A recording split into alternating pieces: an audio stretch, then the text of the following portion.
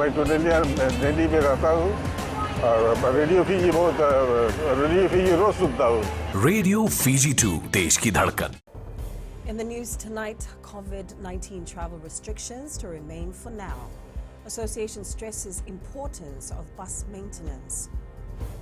And TSLB explains new zoning policy. From the studios of FBC Suva, Beva Lendua. Prime Minister Warenge Bainimarama has assured tourism operators that travel restrictions implemented in light of COVID-19 will normalize as soon as it is safe to do so. There are no confirmed or suspected cases of the deadly virus in Fiji as our borders remain closed to all foreign nationals who have been present in mainland China within 2 weeks of their intended travel here. Ritika Pratap reports. Many local hotels and tour operators have reported vast cancellations of bookings from Asian tourists. Stricter border controls as well as travel disruptions around the world are already having an impact on visitor arrivals and the global economy as a whole. The Prime Minister acknowledging the view of World Bank and other economic experts who have said that COVID-19 will have an adverse effect on many countries. The potential for further economic implications is substantial. For comparison, in 2003, the SARS virus was projected to have shaved as much as $100 billion of the global economy. The coronavirus is expected to be much worse, and the World Bank has warned that the least developed countries will likely to be hit the hardest by this crisis. The World Health Organization is now calling for the training and equipment of health workers. The equipment is not what makes you safe. It's the equipment in the hands of a trained professional. And we need to focus on training and behavior just as much as equipment. COVID-19 has now infected more than 67,000 people globally, the vast majority in mainland China. The death toll is at least 1,526, including 3 people outside mainland China. Ritika Pratap, FBC News. Buses in the country, if well maintained, can operate for at least 10 years. The Fiji Bus Operators Association stressed this in light of their opinion as some buses are not fit to serve the Fijian public. Apinisa Wangairandova reports the association says a bus needs overall maintenance, including an engine change every 5 years. The association continues to stress to its members the need to maintain their buses. If you look after your bus, it can go 10 years. If you look after your bus, it can go 15 years. If one side of the the sheet gets rusted or something, you take it out and put the new one. It's very user friendly. The way the Fijian made is that you don't have to rebuild the whole thing. Meanwhile, he says most operators have been very cooperative. As soon as the bus gets old, they strip the bus. They put the new structure onto it, and in a 5 year, 6 year time, they change the engine, they change the diff, they change the gearbox. So, the bus is always new. Only thing which is left in the bus, which will be from the factory, is the chassis inside. So nothing is old actually. Instead of changing the body, they should get new buses. I think us passengers should be taking care of the bus rather than vandalizing it. I think they should bring good buses because we're paying good money. The association stressed the #1 culprits causing damage to public transport are some passengers. He says they continue to work with authorities to curb the issue. Apeniso Wangarandobu, FBC News. The Tertiary Scholarship and Loans Board says there are no restrictions on which university or program a student can choose under the new Study Where You Live zoning policy. However, if the student wants to qualify for TELS allowances, they must enroll at campuses within their locality. Pranita Prakash reports. Under the new policy, students enrolling at campuses within their locality will be eligible for bus fare and incidental allowances only. Say if a student has selected USP Lambasa, let's say, right? And let's say they have selected a diploma in early childhood education program at level 5. Then the requirement is for the student to stay at their home in Lambasa and complete their diploma in early childhood program at USP. Maharaj says the board will continue to fund students who may have to keep relocating between their programs. assuming there's a 3-year program is not offered in their locality, they can relocate. Then they qualify for full allowances, which is if they are renting, they can apply for rent, provided they have submitted to us a FRCS stamped rent agreement. If they are staying in the hostel, they can give us their hostel confirmation letter. We'll pay for the hostel fees. They qualify for food, bus fare, and incidental. A number of students have welcomed the policy. Policy is good because it will help tertiary students. I think it's good because I'm living in Suva and I will attending Unifiji or USP next year. So I'll have to pay less because I only need a bus fare allowance. I think it is good because I will always pay less loan. The board stresses that in case a student still prefers to move to the main campus despite the program being offered in their locality, the allowance eligibility will be restricted to the bus fare and incidental only, and no food or rental allowances will be approved. Pranita Prakash, FBC News. 68 taxi drivers were fined last month for violating the Public Service Vehicle Code of Conduct. Land Transport Authority Chief Executive Samuel Simpson stressed PSV drivers must avoid talking to passengers unless it is for safety or matters relating to the journey. The PSV Code of Conduct outlines that drivers must not wear round-neck T-shirts with cut-off sleeves, hats, beanies, chokers, earrings, or have a facial piercing.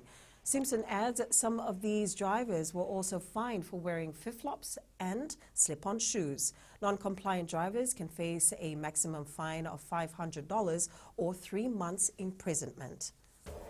Up ahead, new technology to improve communications during disaster. And graduates reminded to remain creative. Details after the break.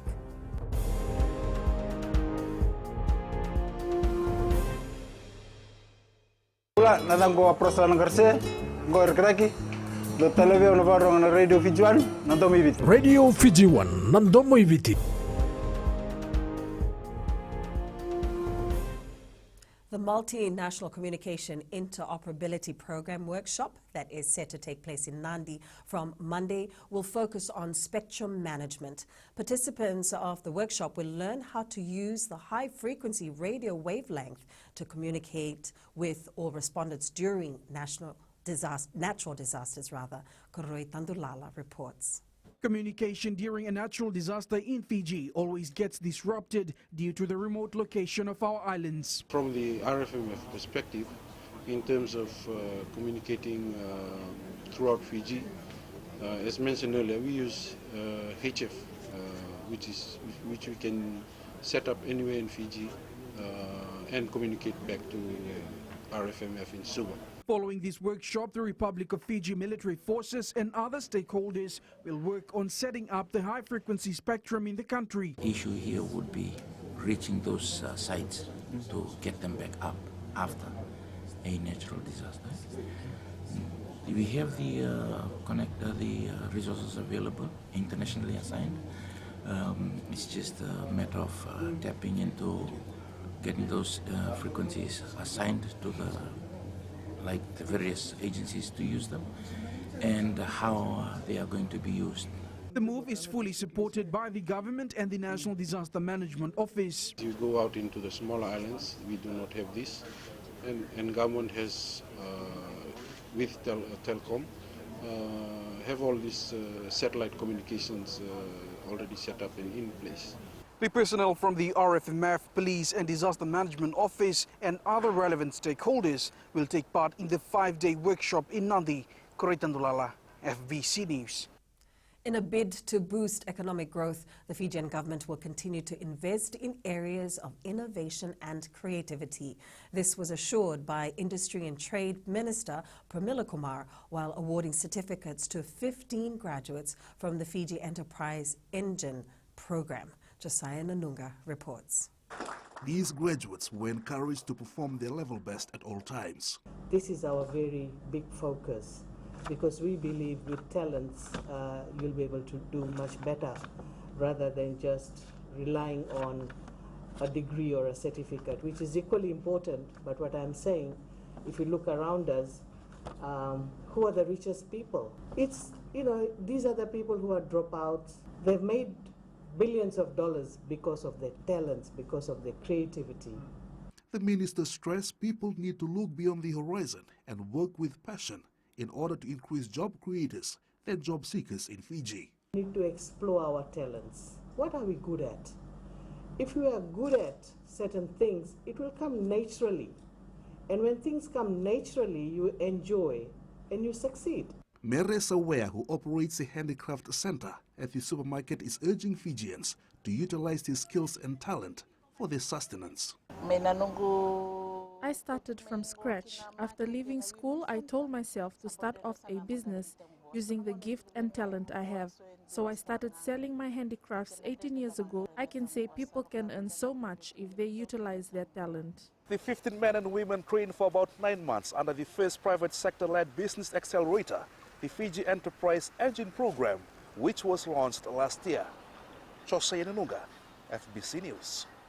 A couple from the United States has been leading the Fiji Kindi project aimed at enhancing early childhood education in rural villages.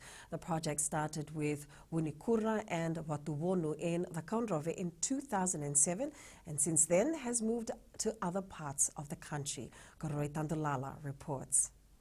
Children not only in the main islands but also throughout the maritime islands have been assisted under the Fiji Kindi project. So far, as of today, we have 168 kindergartens that we have taught the local village women how to teach those children and establish kindergartens throughout all of Fiji, all over. We have been in the Lao group, the Mathawata.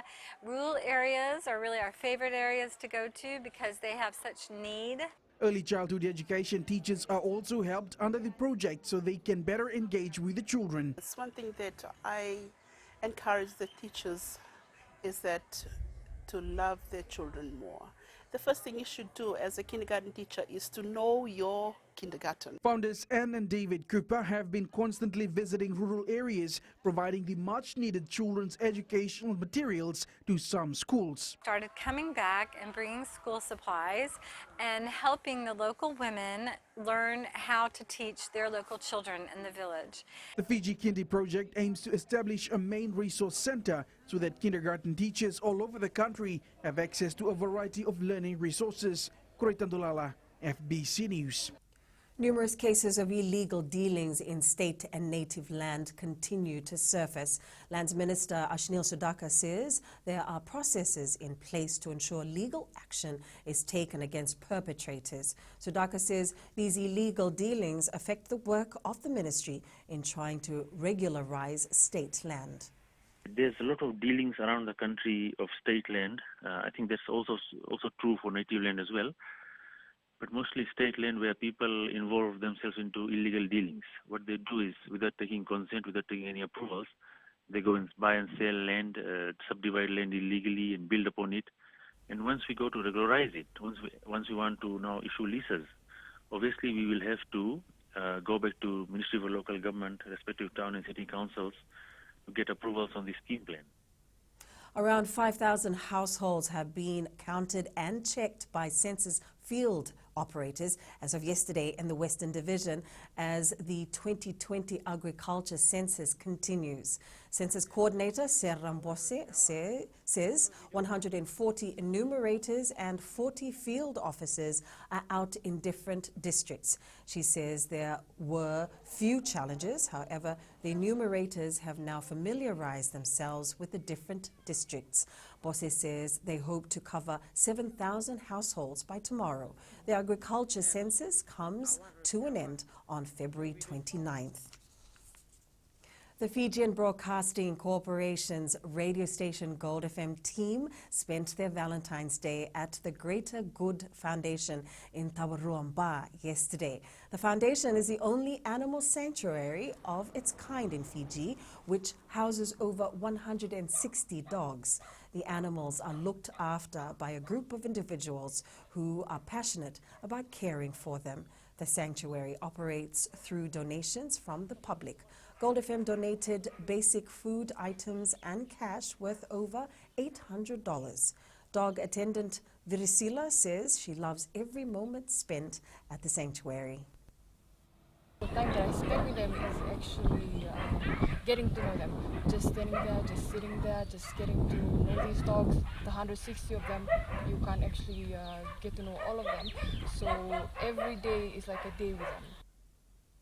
This was part of Gold FM's corporate social responsibility, which aimed to create awareness on the need to care for animals. Ahead in sports, FRU supports World Rugby's decision, and Bauhaus wins QVS Interhouse. This and more coming up.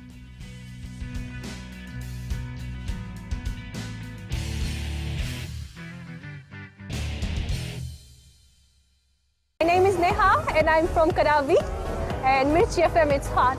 Mirchi FM, it's hot.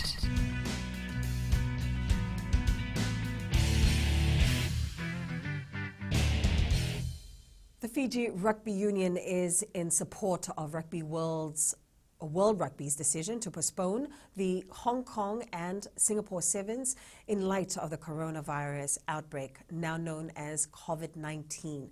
Speaking to FBC News, Chief Executive John O'Connor says World Rugby has made the right decision. Aquila Dhama reports. The Fiji men's and women's teams may have to play some matches against international sides to try and fill the gap after the postponement of the Hong Kong and Singapore Sevens due to the threat of the deadly coronavirus. We've been having meetings with discussions with other unions on the possibility of having matches in terms of build-up to the Olympics. O'Connor says the players' well-being is important. They've been updating us in terms of the likelihood that the tournament could be deferred. We've now received confirmation, and I think it's the right decision, considering player welfare and especially the supporters will go there. Don't want to compromise their health and well-being. World Rugby announced on Thursday that the Hong Kong and Singapore Sevens legs, originally scheduled for April, would now be held in October. Aquila Dhama, FBC Sports. The Achieve Your Impossible side was beaten in the semi-final of the Vailima Marist Sevens in Samoa today. The experienced AYI side was leading Vaiala 14-7, but the locals managed to score a converted try to take the game into extra time before scoring the winner. AYI with Kitione Talinga, Samisoni Wiriwiri, Pio Tuwai, Emosi Muleboro, Glenn Vakautini, Keponi Paul, Manueli Langai, Rusiate Matai and Chone Wota had their moments in extra time with 2 scoring opportunities, but the referee ruled forward pass on both occasions. The side is coached by former National Sevens skipper Aisake Katanimbao.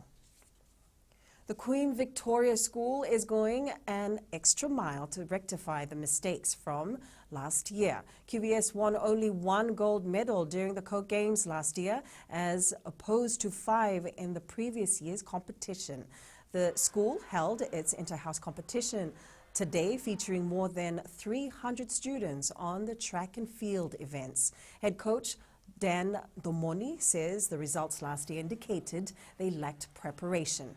We are engaging some specialized coaches in field events. We have tried to come away from the tracks. We have learned from these big schools on how they have mapped and strategized on how to come for the Coca-Cola. The Nandi soccer team is looking to avoid a lackluster performance when they take on Rewa tomorrow at Prince Charles Park, Nandi. Last week, the Jet Setters were thrashed 6-0 by Lotoka. In the third round of the Vodafone Premier League, Nandi wants to also ensure they have a record of 2 wins when the dust settles tomorrow. Felipe Naikaso has more. The Nandi soccer team wants to ensure they do not lose their first home game of 2020 when they take on Rewa tomorrow. Now we know that it is important, and the players know that it is important for this game, and they are preparing very well. With Nandi fans disappointed with the team's performance last week, the side is focused on their long-term goal. The fans should also know that in the previous years that what Nandi soccer was playing was totally different from what we are trying to play now. Just because we want to develop football, it's not just kick and chase, it's playing from the back. The Nandi soccer team will also miss a few key players for tomorrow's match. However, the team is still optimistic of their chances. Definitely, we are trying our very best to beat Rewa at our home. This is the first home game. In any course, we want to win to make our Nandi people very happy. Nandi will host Rewa tomorrow at 3 p.m. Philip and Ikaso, FBC Sports. Mariko Koroimbete helped his Rebels team beat the Waratahs 24-10 in the Super Rugby clash last night. In another match, defending champions Crusaders won its 11th Super Rugby match against Blues after a 25-8 victory at Eden Park, Auckland, New Zealand.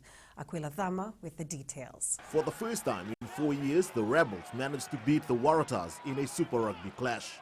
Nice Irani. Trying to get the legs pumping, he's very close. Now, Koroimbete is out wide, pretty much unmarked.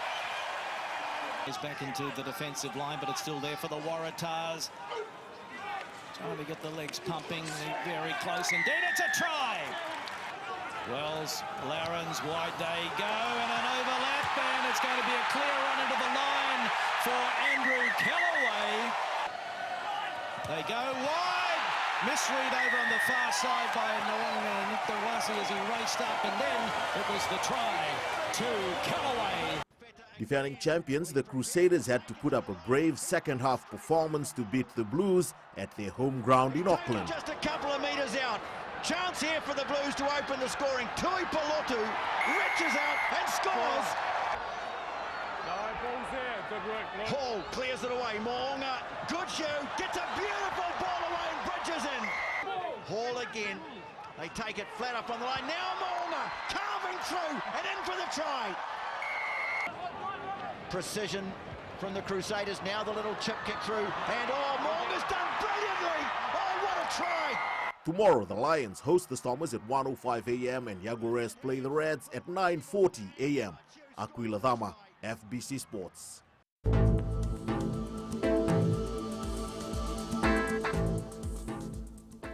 A trough of low pressure with associated cloud and showers remain over the northeastern parts of Fiji. In the west, breezy with a mixture of sun and clouds. Eastwards from Pacific Harbour to Suva, breezy this morning, otherwise mostly sunny. And up north, generally a fine day. At sea, moderate to fresh east to southeast winds, gusty at times, moderate to rough seas. For the tides, the next high tide is at 12:04 tomorrow morning, followed by low tide at 6:11 a.m. Sunrise at 6. Tomorrow, we can expect occasional showers, heavy at times, and few thunderstorms over Vanua-Levu, Taveuni, and nearby smaller islands and the Lau Group. Cloudy periods with some showers over the eastern parts and interior of the larger islands and Lomaiviti Group. Tomorrow's temperatures will still be in the low 30s. Looking further on to Monday, fine apart from afternoon and evening showers and possible isolated thunderstorms. Recapping the main stories, COVID-19 travel restrictions to remain for now. Association stresses importance of bus maintenance, and TSLB explains new zoning policy. For these stories and others, you can tune in daily to our sister radio station, Gold FM, and to our poll question segment.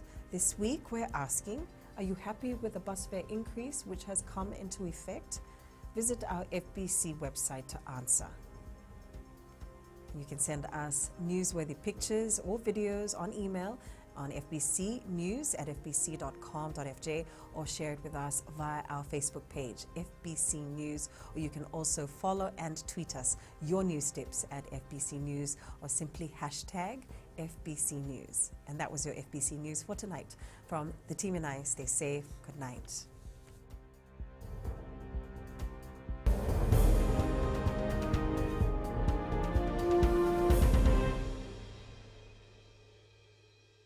Bula FM, number 2 NSR. Bula FM, number 2 NSR.